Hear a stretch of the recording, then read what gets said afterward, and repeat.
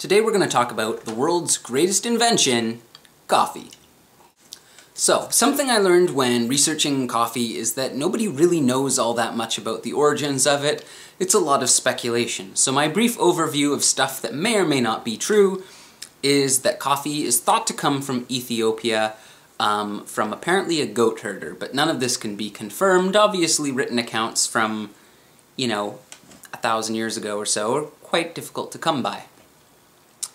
The early traceable, credible roots of coffee comes from 15th century Yemen, from monasteries that used coffee in religious ceremonies. This is also where coffee, as we know it, being ground up and brewed in boiling water, came to be as well. So coffee gains popularity fairly quickly because obviously it's incredibly awesome and makes your life fantastic. In all seriousness though, it does. In the 16th century, coffee spread to the Middle East, to Persia, and through North Africa, and importantly to Italy. Why is Italy important? Well, because Venice has a very busy port at this time, and coffee starts being introduced to the rest of Europe. Now, throughout the 17th and 18th centuries, coffee's popularity just explodes, and you start seeing coffee houses popping up all over the place, and very quickly, coffee is very widely consumed by Europeans.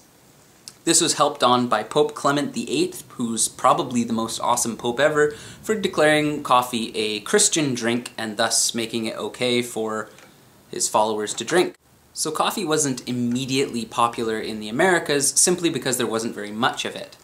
Now during the War of 1812, the British put an embargo on tea, which subsequently allowed there to be more popularity for coffee. After the Civil War, coffee starts to become a staple in the US. So where is all this coffee coming from? In the 19th century, Brazil obviously has a beautiful, lovely climate for growing things in. People discover, oh, hang on a minute, you can grow a hell of a lot of coffee here. So that's what they do. Huge amounts of rainforest are cleared so that they can make room for coffee plantations.